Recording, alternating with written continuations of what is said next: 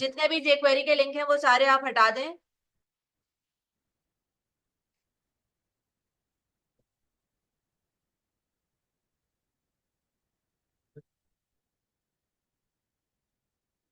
एक कंटेनर ले लिया मैंने, सही। यहां पर आकर इसके अंदर इधर देख लें, मैंने पीएचपी ऑन की और उसके बाद सिंगल डायमेंशनल पढ़ा रही हूँ अभी इस वक्त। ऑन करने के बाद मैंने कहा कि मेरे पास कुछ स्टूडेंट्स हैं, उनको मैंने एक एरे के अंदर स्टोर करवा दिया और ये इस वक्त एक सिंगल डायमेंशनल इंडेक्स एरे है, ठीक है। मैंने कहा अली, अक्सा, हाँ हाँ पीएचपी ऑन किया है ना उसमें, हमजा और राफे। पीएचपी को एचटीएमएल के साथ इंटीग्रेट तो कराओगे ना, खाली पीएचपी तो एको करके देखते नहीं जाओगे। अब यहाँ पर आ जाओ। उसके बाद मैंने कहा कि इसे प्रिंट कराने के लिए मैंने तुम्हें दो तरीके बताए थे, प्रिंट आर और वारडम, और दोनों का डिफरेंस भी बता दिया था मैंने कि दोनों में क्या डिफरेंस है। इसे प्रिंट करके पहले हम चेक कर लेते हैं कि हमारे पास आउटपुट क्या आ रहा है। आपके पास क्या आ रहा है, एक एरे आ रहा है और उस एरे के अंदर 0 इंडेक्स पर अली है, 1 इंडेक्स पर अक्सा, सेकंड इंडेक्स पर हमजा एंड थर्ड इंडेक्स पर राफे। अब मुझे इनको कुछ कुछ इस तरह से इनको मैनिपुलेट करना है कि मैं एचटीएमएल के अंदर इंटीग्रेट करवाऊं। तो करवाने के लिए मुझे क्या करना है, सबसे पहले तो मैं इसको अगर ऑन रखना है तो ऑन रहने दो, अगर ऐसे ही बंद करना है तो बंद रहने दो। अब मुझे क्या करना है, एचटीएमएल में काम करना है। जब मुझे एचटीएमएल में काम करना है तो ऑब्वियसली मैं पीएचपी से बाहर आऊंगी, क्योंकि मैंने आपको बताया था कि एक स्टैंडर्ड तरीका है काम करने का। अगर आपको एचटीएमएल के एलिमेंट्स के अंदर पीएचपी को ऑन करना है, किसके अंदर, एचटीएमएल के एलिमेंट्स के अंदर पीएचपी को ऑन करना है, तो आपको पीएचपी को ऑन ऑफ करना होगा, सही है। तो मैंने सबसे पहले क्या लिया है, अनऑर्डर लिस्ट ली है। अब मुझे ना ये तमाम स्टूडेंट्स लिस्ट आइटम में प्रिंट करवाने हैं एलआई के अंदर, ठीक है। तो मैंने यहाँ पर क्या ले लिया, एक एलआई ले लिया। अब आप खुद सोचें, दिमाग लगाएं कि भाई मेरे पास एक लिस्ट आइटम के अंदर तो अली आ जाएगा, लेकिन दूसरा लिस्ट आइटम के अंदर मुझे अक्सा लिखना पड़ेगा, फिर हमजा लिखना पड़ेगा। मतलब मैं क्या बार बार खुद लिखूंगी।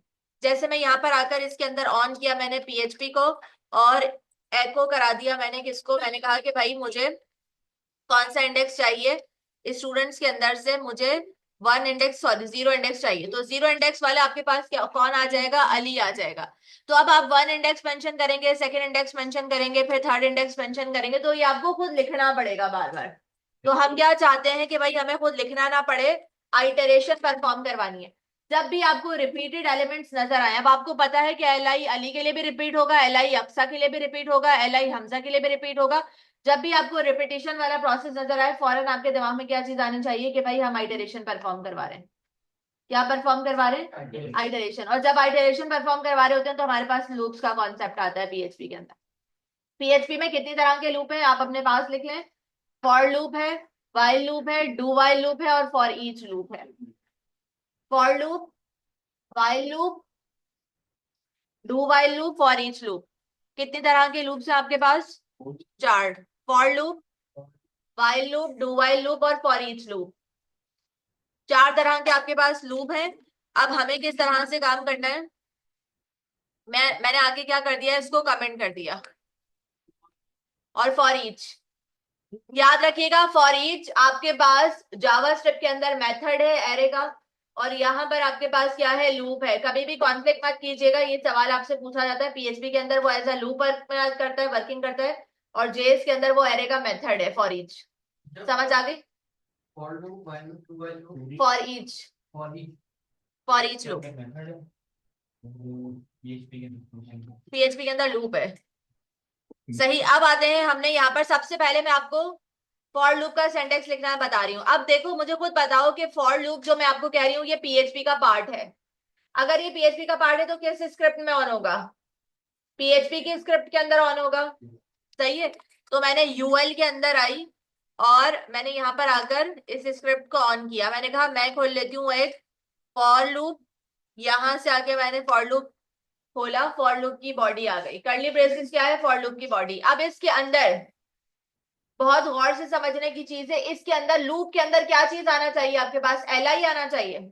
और मुझे खुद बताओ क्या हम एल आई को ऐसे पास कर सकते हैं यहाँ पर लूप की बॉडी के अंदर, नहीं, क्योंकि एल आई तो एचटीएमएल का पार्ट है। वो तो एरर देगा, और जो भी HTML का पार्ट होता है उसे हम क्या करते हैं, PHP से बाहर करते हैं। तो हमने कहा कि भाई लूप की बॉडी ऊपर ही है, लूप की बॉडी नीचे ही है, बस PHP का सिंटैक्स है, उसको क्या किया, PHP को ऊपर बंद कर दिया और नीचे बंद कर दिया। ये चीज समझ आई मैंने क्या किया है? बीच में मुझे LI चाहिए था ना, क्योंकि लूप के अंदर रिपीटेशन LI है, LI आपके पास रिपीटेड होगा, और LI तो HTML का पार्ट है। और अगर मैं इसको PHP के अंदर लिखने की कोशिश करूंगी तो मुझे एको स्टेटमेंट के अंदर लिखना होगा, तो मुझे कोड्स ऑन ऑफ करने पड़ेंगे। तो मैंने क्या कहा, मैंने कहा कि भाई ये मेरे पास जितना भी सेंटेक्स है, ये मेरे पास PHP का सेंटेक्स है, नीचे वाला ये कर्ली ब्रेसेस भी मेरे पास PHP का सेंटेक्स है, मुझे इनके दरमियान में LI चाहिए जो मेरे पास HTML का सेंटेक्स है, तो वाई नॉट के ऊपर वाले को ऊपर की PHP में क्लोज कर दे, और नीचे वाली को नीचे की PHP में क्लोज कर दे। अब लूप की बॉडी तो वही है, नजर आ रहा है, लूप की बॉडी यहां से स्टार्ट हो रही है एंड नीचे ही हो रहा है, बीच में आपका रिपीटेड पार्ट कौन है, LI। लूप की बॉडी के अंदर वो रिपीट होगा, तो यहां पर आकर हमेशा मैंने क्या किया, क्योंकि हम एरे के बारे में पढ़ रहे हैं, तो एरे का इंडेक्स 0 से स्टार्ट होगा, इसीलिए मैंने यहाँ पर इसका स्टार्टिंग पॉइंट क्या मेंशन किया है, 0। स्टार्टिंग पॉइंट क्या है, 0। फिर उसके बाद आपने कहा कि आई जो आपके पास है वो चलना चाहिए कब तक के, मैंने कहा आई शुड बी लेस देन, हमारे पास कितनी लेंथ है एरे की, 1 2 3 4, तो मुझे क्या कहना है, क्या कहना है, लेस देन 3, क्योंकि मैं 0 से स्टार्ट कर रही हूँ। 0 1 2 3 कितने आपके प्रिंट करेगा, लेस देन 3, तो 2 तक प्रिंट करेगा, मैं क्या पास कर दूंगी, लेस देन इक्वल्स टू 3। 0 1 2 3, आपने 3 वाला भी प्रिंट कराना है ना, टोटल आपके पास 4 एलिमेंट्स मौजूद है, तो आपने क्या पास कर दिया, लेस देन इक्वल्स टू 3। अगर आप लेस देन 3 पास करते हैं तो आप कितने एलिमेंट्स प्रिंट कर पाएंगे, 0 1 2, क्योंकि आपने लेस देन 3 बोला है, और ऊपर आपके पास कितने आइटम्स मौजूद हैं, 4। तो आप क्या करेंगे, 0 1 2 3, यानी आपको 3 वाला भी चाहिए, इसलिए मैंने इक्वल्स टू का सिंबल लगाया है यहाँ पर। समझ आ गई, ये चीज हो गया। उसके बाद हमें क्या करना है, इंक्रीमेंट, ये वही वाला लूप है जो मैंने आपको कभी किसी टाइम पर बोर्ड पर जेस के अंदर समझाया होगा, वैसे ही इसका लाइफ साइकिल है। सही, पहले आपके पास इनिशियलाइजेशन हुई 0 की, फिर यहां पर आकर चेक किया गया क्या I should be less than equals to 3, क्या आई आपके पास जो है वो 3 या 3 से छोटा है, जी बिल्कुल छोटा है, 0 है क्योंकि, तो जैसी कंडीशन यहाँ पर ट्रू हुई तो अंदर आ जाएगा, आगे नहीं जाएगा अभी, ठीक है। तो यहाँ पर क्या हुआ, वो अंदर आ गया, और मैंने कहा जब आप अंदर आ जाएं तो इसके अंदर मुझे क्या प्रिंट कराना है, इसके अंदर मुझे, मैंने कहा इको, अब आपके पास एरे वाला वेरिएबल कौन है, स्टूडेंट्स। एरे वाला वेरिएबल तो स्टूडेंट्स है, क्योंकि स्टूडेंट्स के अंदर आपके पास तमाम डेटा मौजूद है। उसके बाद आपने यहाँ पर क्या प्रिंट कर दिया, आई, और आपके पास आई में कौन आ रहा है इस वक्त, 0 इंडेक्स, तो स्टूडेंट्स के 0 इंडेक्स पर कौन है, अली, अली को प्रिंट कर देगा। फिर ये यहां से बाहर निकलेगा और उसके रिवर्स डायरेक्शन में जाएगा, आई की वैल्यू कितनी है, 0, और प्लस प्लस शुरू में लगा हुआ है, प्लस प्लस, और फिर 0 में प्लस प्लस किया तो कितना हो गया, 1 हो गया। 1 करने के बाद वो यहां पर आया, उसने चेक किया क्या 1 should be less than equal to 3 है, कंडीशन ट्रू है, फिर वो अंदर आ गया, और अब स्टूडेंट्स के अंदर उसने डॉलर आई की जगह क्या पास कर दिया, 1, और 1 इंडेक्स पर कौन मौजूद है हमारे पास, अक्सा। सिमिलरली ये तब तक चलता जाएगा जब तक कि आपकी कंडीशन क्या ना मिल जाए, इसको फॉल्स ना मिल जाए, तब तक कि ये चलता जाएगा। जैसे इसको कंडीशन फॉल्स मिलेगी लूप ब्रेक हो जाएगा। अब हमें बार बार वो करने की जरूरत नहीं है, हमने क्या पास कर दिया है, लूप पास कर दिया, मैं बार बार अपने इंडेक्सेस नहीं डिफाइन करूंगी। तो आपके पास अली, अक्सा, हमजा, राफे, चारों एलिमेंट्स मौजूद हैं। अच्छा, एक और चीज सुन ले, हमारे पास अब हो सकता है यहाँ पर कल को आकर कोई डाटा आपका पुश करे, मतलब और आए आपके पास डाटा, तो यहाँ पर हमने एक नाम रख दिया है हसन का, हमने एक और नाम पास कर दिया है किसका, हसन का। जब मैं यहाँ पर आकर इसको क्या करूंगी, रिफ्रेश करूंगी, तो मेरे पास हसन तो आएगा नहीं, क्योंकि मैंने क्या कर दिया है, मैंने यहाँ पे इसको बाउंड कर दिया है कि तुम्हें 3 तक चलना है। तो जब ये 3 तक चलेगा तो 0 1 2 3, यानी राफे तक ही डेटा प्रिंट होकर आएगा। तो इसका मतलब है क्या मैं बार बार इस चीज को चेंज करती जाऊं अपनी लेंथ को, मैं तो नहीं करूंगी बार बार चेंज, क्या पता, मुझे क्या पता, मैंने पता नहीं कहाँ कहाँ पर लूप लगाए हुए हैं। तो हमारे पास PHP में एरे का एक फंक्शन है जिसका नाम है काउंट।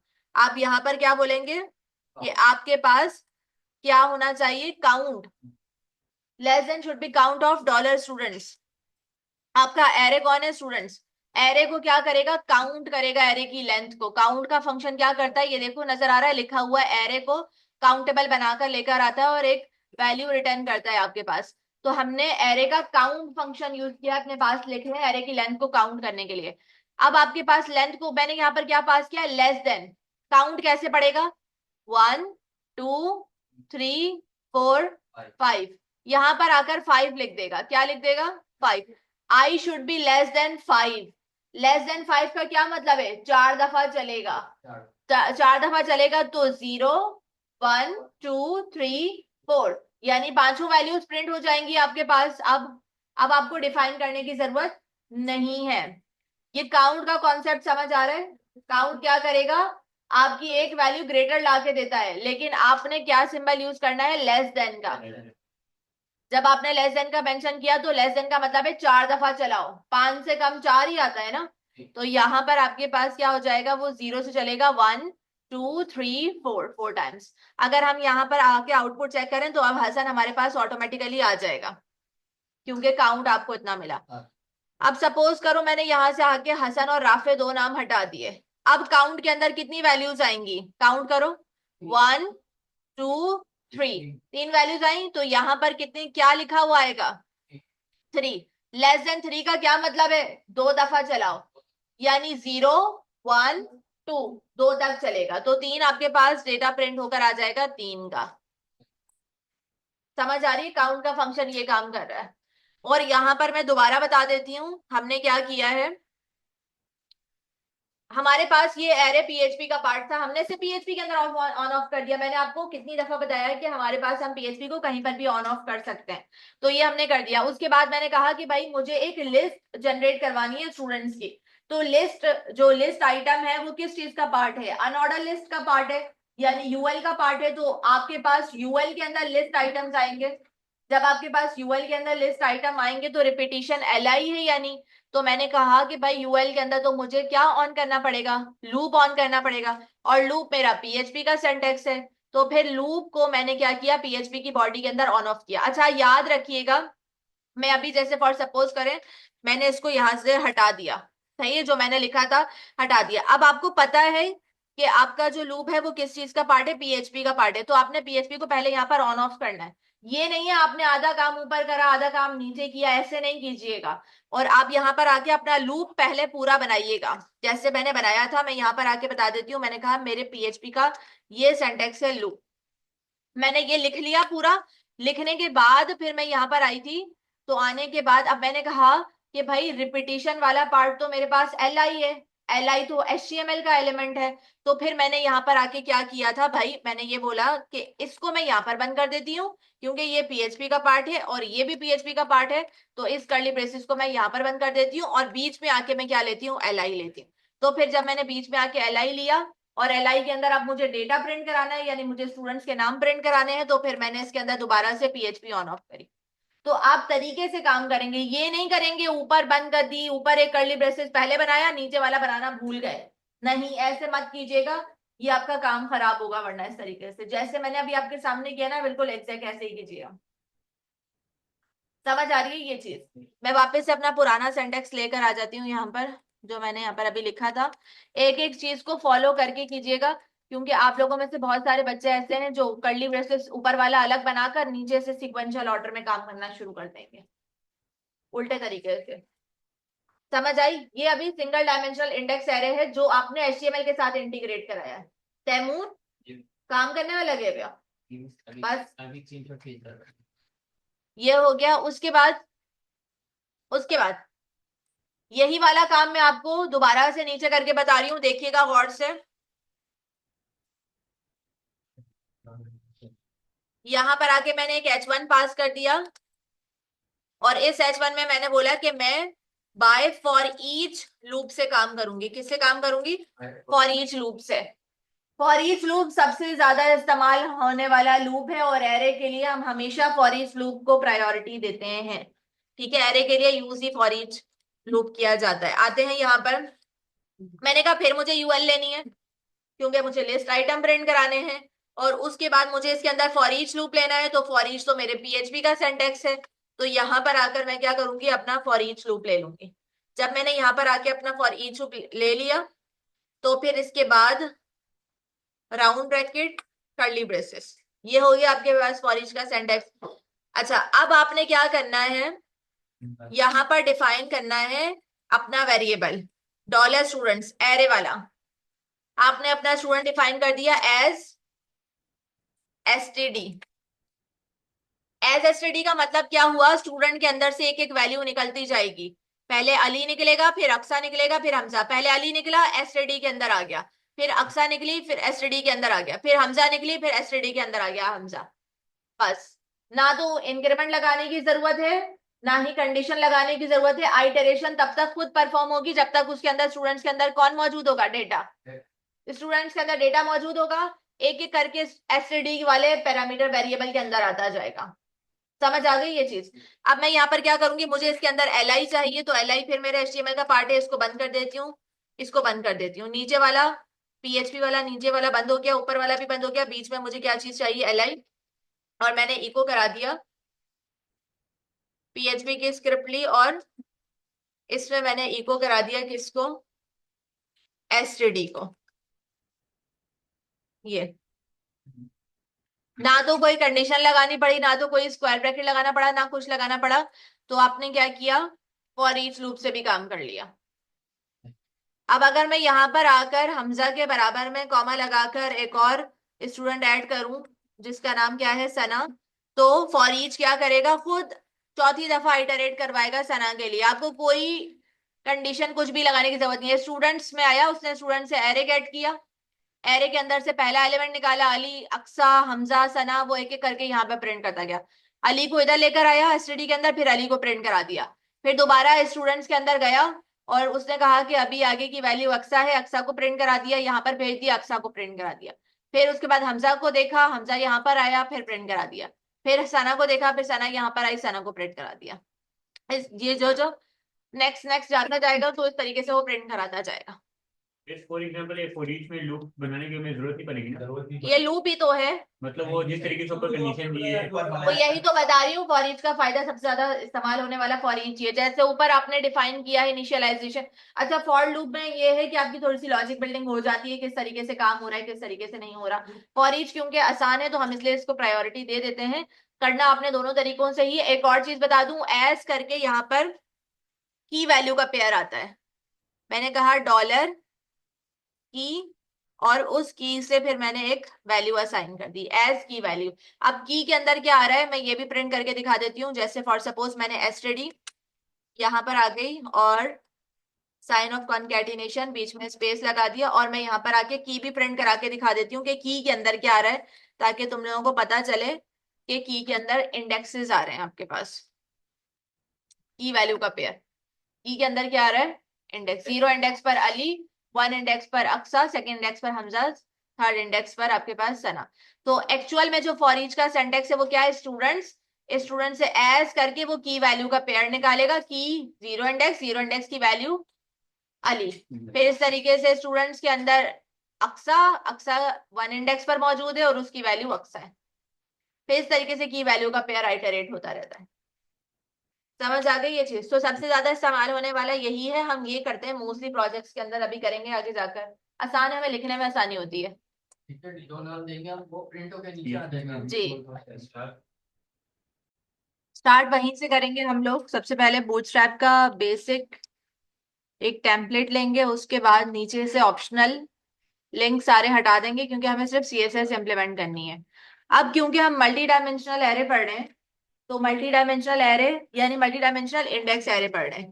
तो सबसे पहले मैं यहाँ पर आके क्या क्रिएट कर लेती हूँ, मल्टी, सब कुछ ऑप्शनल जेक्वेरी लिंक्स हटा दो, जावास्क्रिप्ट जेक्वेरी के, सीएसएस के लिंक्स चाहिए।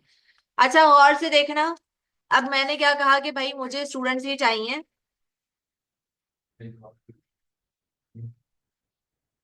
ठीक है, या ऑल स्टूडेंट्स का एक वेरिएबल क्रिएट कर लेती हूँ, ऑल स्टूडेंट्स। मैंने यहाँ पर मल्टी डायमेंशनल इंडेक्स एरे कह लो या नेस्टेड एरे कह लो। आपने क्या किया, पहले यहाँ पर 0 इंडेक्स था, 0 इंडेक्स पर आपके पास अली का, अली स्टोर थी वैल्यू। उसके बाद कॉमा लगा के आपके पास 1 इंडेक्स पर कौन मौजूद था, अक्सा मौजूद थी, तो अक्सा का डेटा स्टोर कर दिया। फिर उसके बाद हमने क्या किया, सना सेकेंड इंडेक्स पर मौजूद थी, सना का डेटा। अब क्या हो रहा है, जैसे जैसे क्योंकि हमारे पास जो ये डेटा स्ट्रक्चर है, जो आपके पास एरे का कॉन्सेप्ट है पीएचपी के अंदर, यहाँ पर आपको डेटा टाइप डिफाइन करने की जरूरत नहीं पड़ती, मैं आपको पहले बता चुकी हूँ। मतलब एरे के अंदर आप किसी भी तरह का डेटा स्टोर करवा सकते हैं। अगर आपके पास होती जावा, अगर आपके पास होती सी प्लस प्लस, उसमें क्या होता है कि सिर्फ एक ही डेटा टाइप का एरे स्टोर करवा सकते हैं।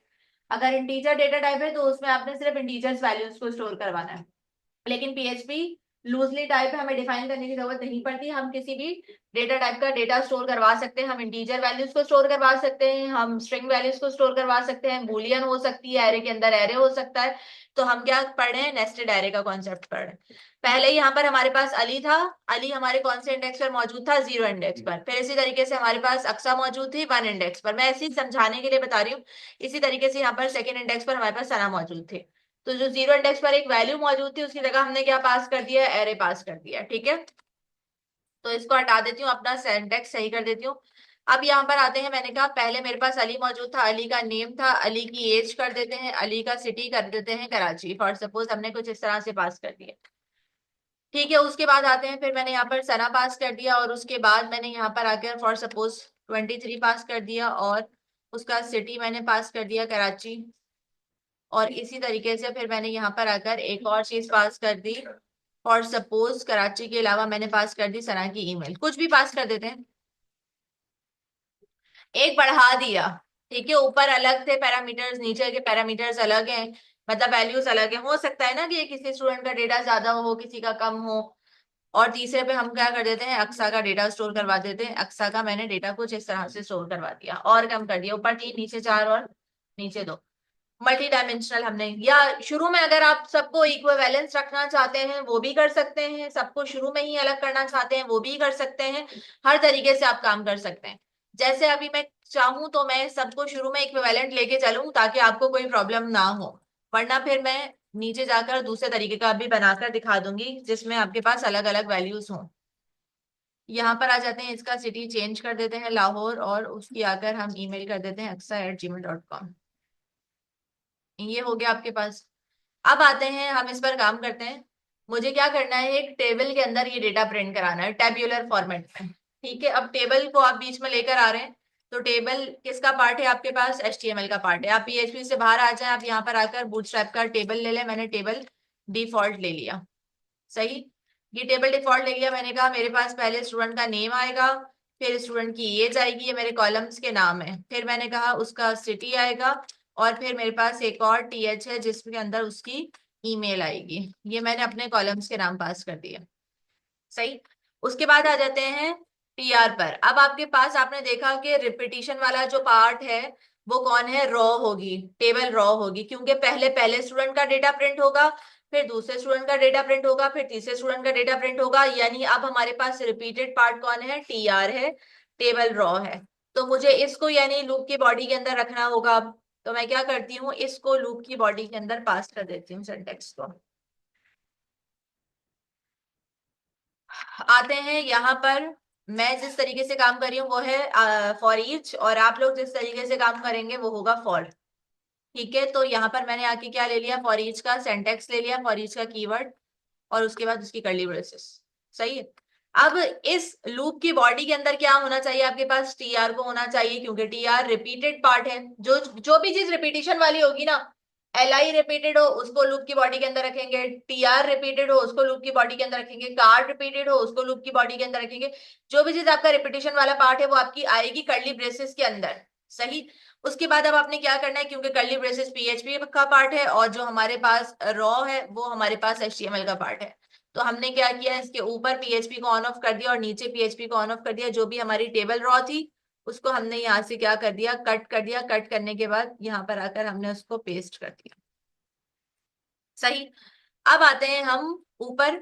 हमारे पास एरे किसके अंदर आ रहा है, स्टूडेंट्स। ऑल स्टूडेंट्स नाम का वेरिएबल है जिसके अंदर हमारे पास नेस्टेड एरे आ रहा है। फिर हमने पास कर दिया स्टूडेंट, यानी एक एक स्टूडेंट निकल कर आता जाएगा। यानी ये मल्टी डायमेंशनल एरे है। मल्टी डायमेंशनल एरे के अंदर से आपके पास एक स्टूडेंट, स्टूडेंट नाम के जो वेरिएबल के अंदर गया है ना पहले, वो कौन गया है, अली का पूरा एरे। कौन गया है, अली का पूरा एरे। अब अली का जब पूरा का पूरा एरे अंदर आ रहा है, तो आपने कहा कि भाई मुझे अली के एरे में से क्या चीज चाहिए, इको करवा दी आपने, कहा कि भाई इस स्टूडेंट का मुझे नेम चाहिए, अली का नेम प्रिंट करा दो। सही। फिर इसी तरीके से आपने क्या कहा कि उस स्टूडेंट के वेरिएबल के अंदर मेरे पास कौन आ रहा है, अली आ रहा है, तो अली का मुझे क्या प्रिंट कराना है, उसकी एज प्रिंट करानी है। यहाँ पर आकर आपने उसकी एज पास कर दी। अच्छा, अब मुझे एक चीज ये बताएं कि आपको पता है कि नेम, आप नेम से एक्सेस कर सकते हैं? नहीं ना, क्योंकि आपके पास तो इंडेक्स एरे है। तो हमने यहाँ पर आकर कहा कि जीरो इंडेक्स वाली वैल्यू को डिफाइन कर दो। ये जो मैं अभी यहाँ पर ये नेम मैंने पास किया है ना, मैंने क्यों पास किया है, ये एसोसिएटिव एरे का पार्ट है। क्योंकि अब देखो तुमको, तुम्हें नेम की से एक्सेस करना आसान होगा है ना, तो एसोसिएटिव एरे आपके पास ज्यादा आसानी से हो जाता है। तो मैंने यहाँ पर आके जीरो इंडेक्स डिफाइन कर दिया।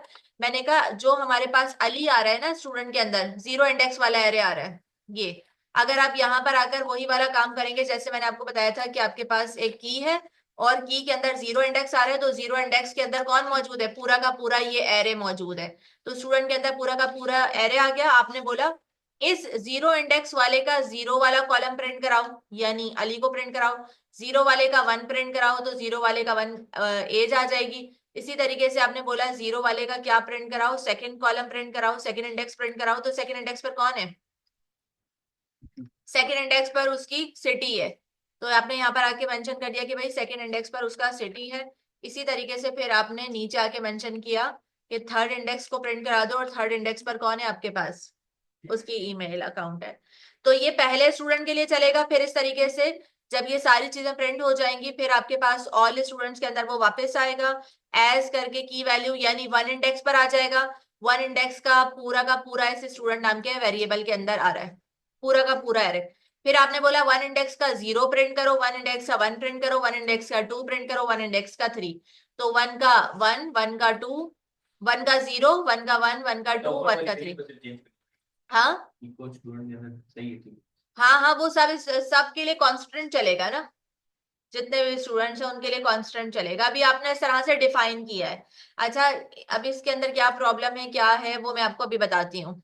सपोज करो अभी तो तुम्हारे पास इक्विवेलेंस था, मैंने यहाँ पर आके इसको डेटा को प्रिंट करा दिया, तो आपके पास डेटा आ गया, नेम है, सिटी, ईमेल। लेकिन लेकिन लेकिन पहले ये चीज समझ आई, मुझे बताओ। लेकिन यहाँ पर अगर इन केस मैं आकर कोई चीज इंक्रीज कर देती हूँ, सपोज करो मैंने यहाँ पर आकर हेलो अभी पास कर दिया, ये तो आपने तो index zero one two three define किया है, और जीरो इंडेक्स जीरो पे ये आ जाएगा, वन पे ये आ जाएगा, सेकंड पे ये आ जाएगा, थर्ड पे आ जाएगा, फोर्थ इंडेक्स तो है ही नहीं। तो हाँ, जब तो भी बाकियों के लिए क्या होगा, बाकी के लिए तो नहीं है वो। अब मैं यहाँ पर आऊंगी, अगर मैंने इसको टीडी को यहाँ से कॉपी किया और मैं इसी के नीचे आके पेस्ट कर दूंगी, तो वो तो एक पे चलेगा फोर्थ इंडेक्स, बाकियों के लिए तो फोर्थ इंडेक्स है ही नहीं, क्योंकि किया ही नहीं है। तो ये प्रॉब्लम है ना। अगर अब देखो तुम्हारे पास आउटपुट क्या आएगा, अनडिफाइंड एरे की, क्योंकि वो पहले इंडेक्स के लिए, पहले के लिए डिफाइन की थी, दूसरे के लिए डिफाइन ही नहीं की, तीसरे के लिए है ही नहीं, भाई डेटा ही नहीं है, तो उनके लिए क्या डिफाइन करूं, तो आ गया प्रॉब्लम। अब इसका सोल्यूशन है ना, पहले ये करो फिर बताती हूँ।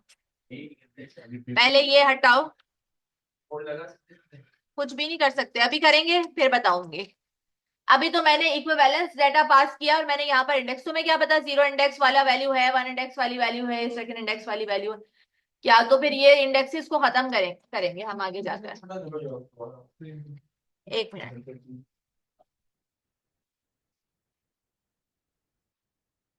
रुको।